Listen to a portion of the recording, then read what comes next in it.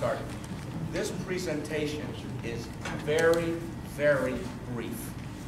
Way shorter than it has been over the last couple of years, and there's a reason for it.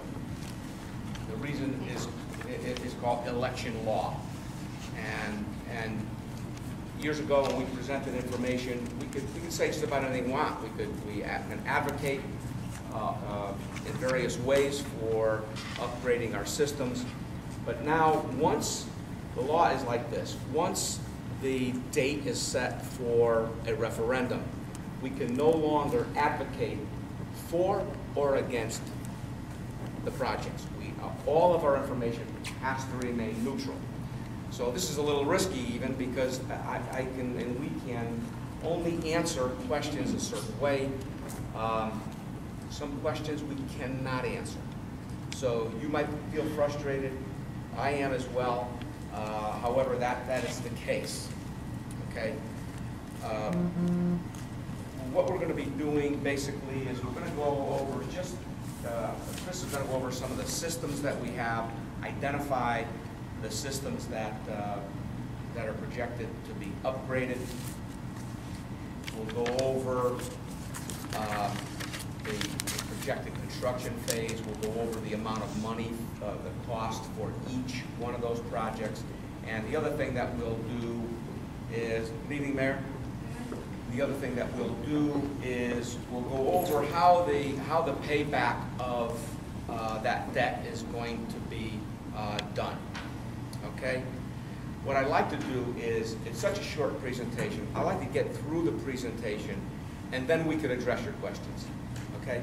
It's not a long, not like an hour presentation. To go through the slides, maybe take us 15 minutes or so. Hi all. My name is Chris Wester. I'm from Weston and Sampson Engineers. I'm 27 years in the business of doing wastewater collection systems, treatment plants. I'm a licensed engineer for the state of Connecticut.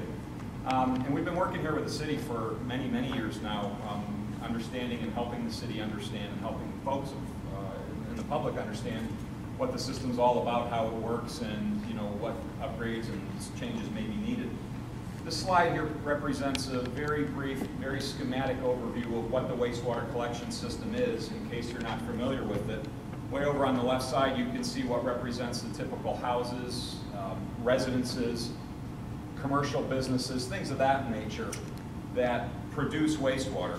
And then typically what happens is you don't see how it works underground, but when sinks are used and toilets are flushed, all the water gets taken through a series of pipes. They're represented by the green lines, through a series of manholes underground, and they work their way either directly to a wastewater treatment plant or to a wastewater pumping station, because as we all know, water flows downhill, and we sometimes have to boost it up to get it over a hill or boost it up so that it can track its way to the wastewater pollution control facility. So, here in town we've got, many, many miles of pipe. We've got 4 main pumping stations, and we've got the water pollution control facility. I'll step through those very briefly. The collection system, the piping, the manholes located throughout the city that collect and transfer the water downhill. 215,500 linear feet of piping in the system. It's a good-sized system.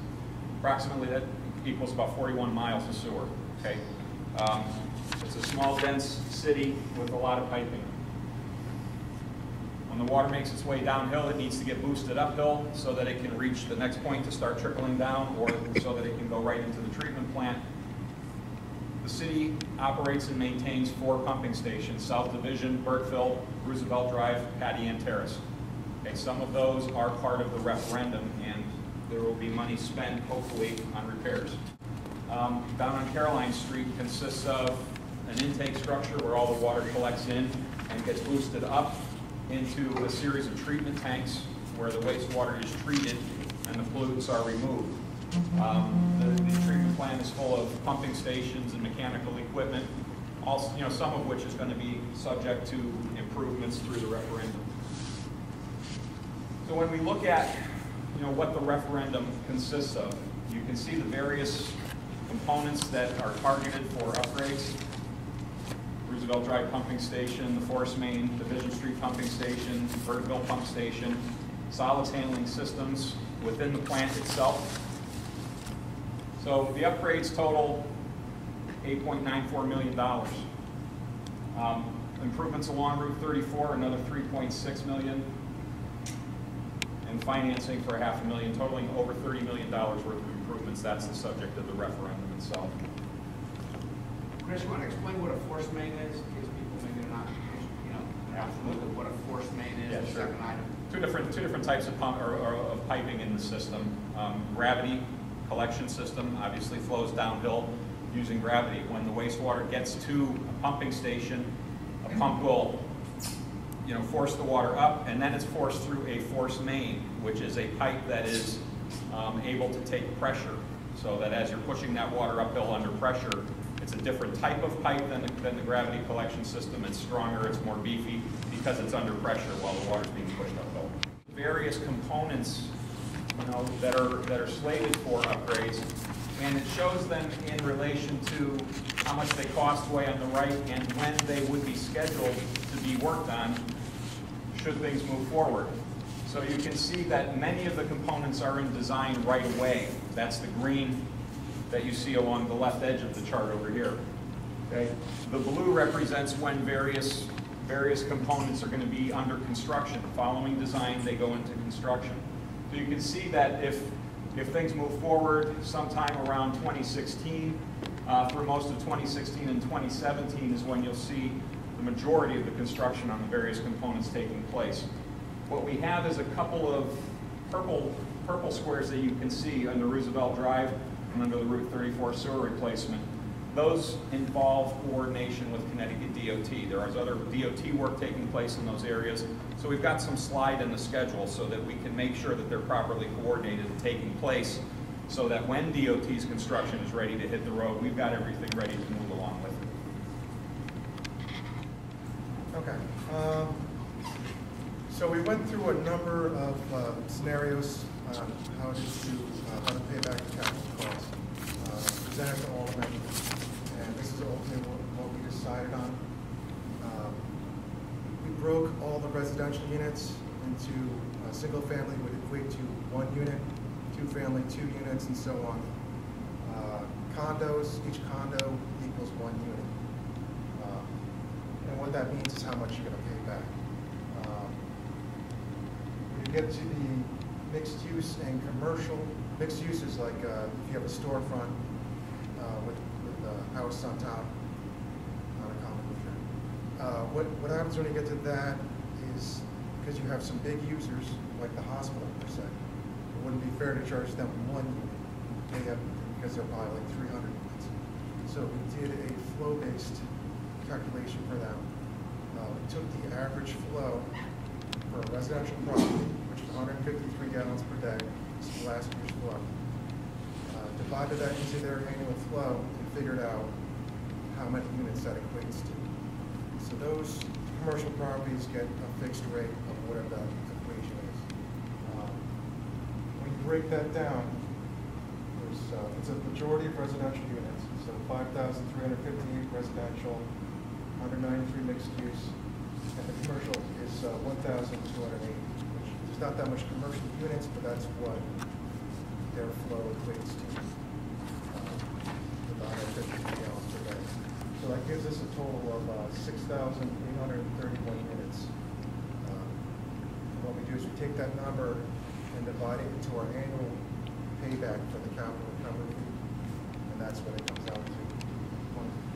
There's 2 clickers right there. The left, the left. Okay. So this is your typical single-family bill. So right now you're paying a $250 flat fee. Average consumption is $115. It obviously varies on how much water you use. So your average bill will be $365. With the capital recovery fee, it adds $257 to that total bill. So your total bill would be $622. So 2-family house basically doubles it. Flat fee, $500. Your average consumption fee, $230. And a capital recovery fee, 2 capital recovery fees of $514. So your total bill would be $1,244.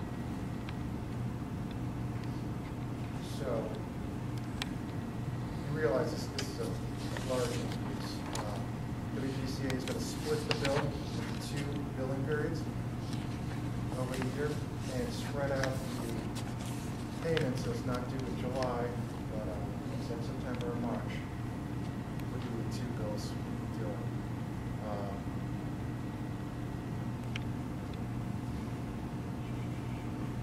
So that basically equates to, for a single family, $311, two installments. This is the two family, same thing, two payments, $620 each payment, full payment, $1240. That's it.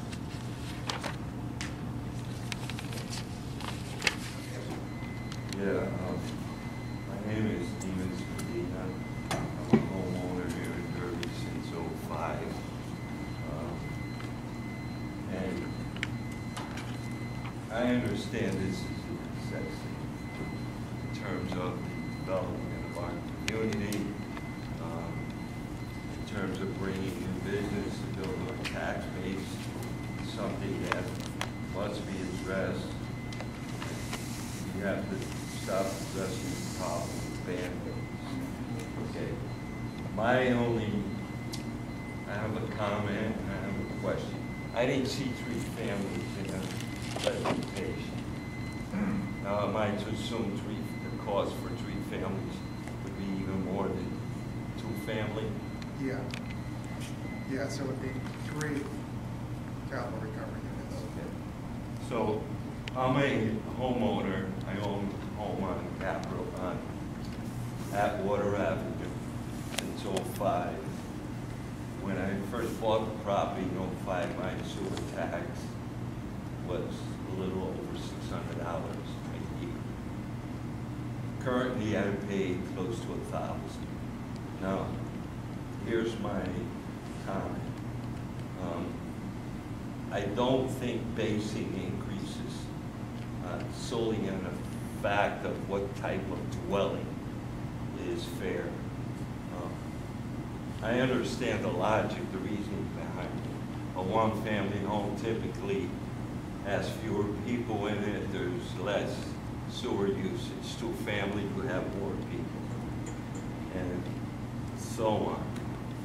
I own a 3-family home. There's a total of 4 people who live in that home. We're gone 10 hours a day, we all work. I have the same tenants in that home for 10 years, and they're not going anywhere.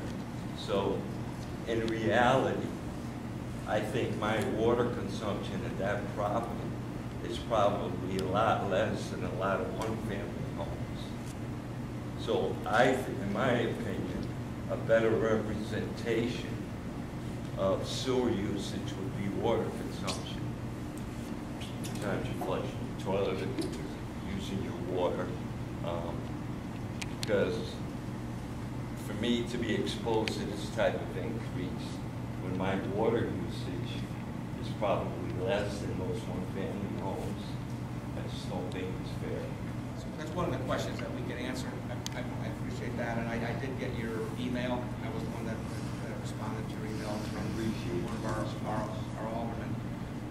And it's a really good question. It's not a new question. It's one that our aldermen, our tax board, along with us, have brought up a number of times, flow-based as opposed to assessing each unit.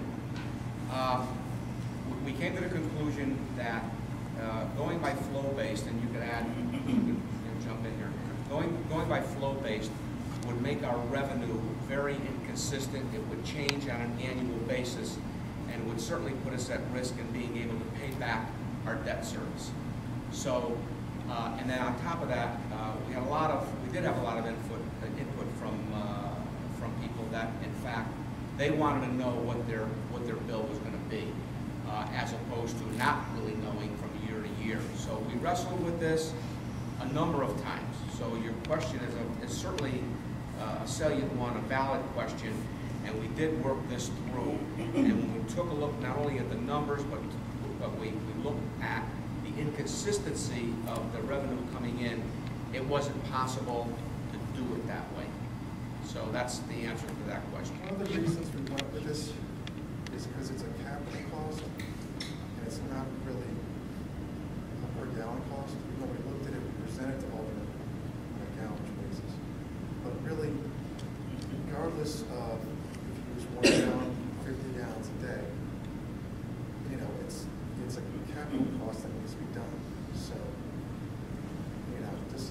pretty and fairly over, the units in the city. It is capital. That's a good point. I agree, I just don't think it's Yeah. fair. And that's why I'm trying to appreciate it. There's a lot of people that feel the same way. Yes, Ted? I have a thing here from the New Haven Register, Wednesday, July 3rd, 2013. I'm just going to read part of it.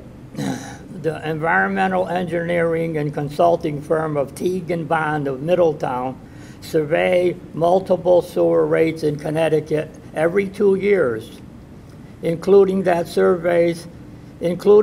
survey are estimates of how many users the system has. However, sewer rates can vary due to factors other than population, such as borrowing money for sewer systems.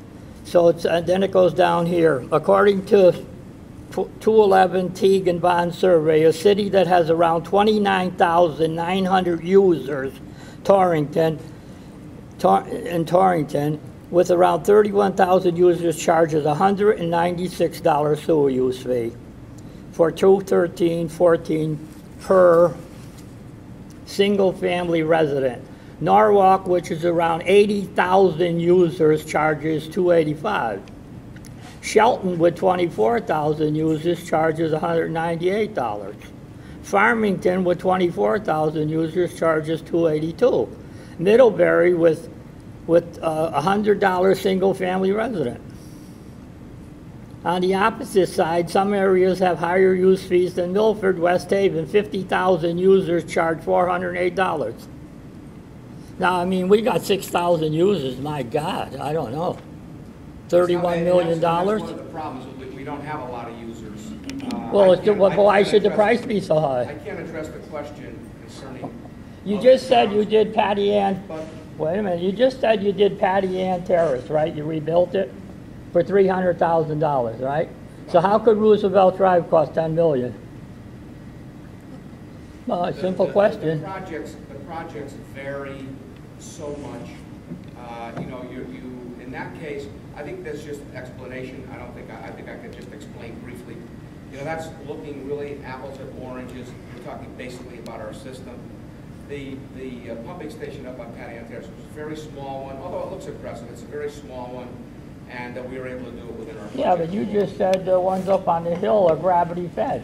So if you gravity fed it down to Roosevelt Drive, what'd you even need it for? We don't have pumping stations on the hill. We don't have pumping stations on the hill. Right. Residing 238 Hawthorne Avenue. Can you speak up, Carol, because I can't hear you, please? I can't hear you. Okay. I don't know how many of you were attending meetings during the 1990s, as I did, frequently. And it seems in those years there were requests for money needed to address problems that we're addressing today. And I'm wondering, where did that money go? Were there Band-Aids put on things that needed larger repairs? You weren't there. I can't answer that question. Well, I assume that would be so, but it's very disappointing as a resident to know that monies were requested. Perhaps I didn't follow up well enough, but that we should be in this situation at this point is very sad and leads to my next question.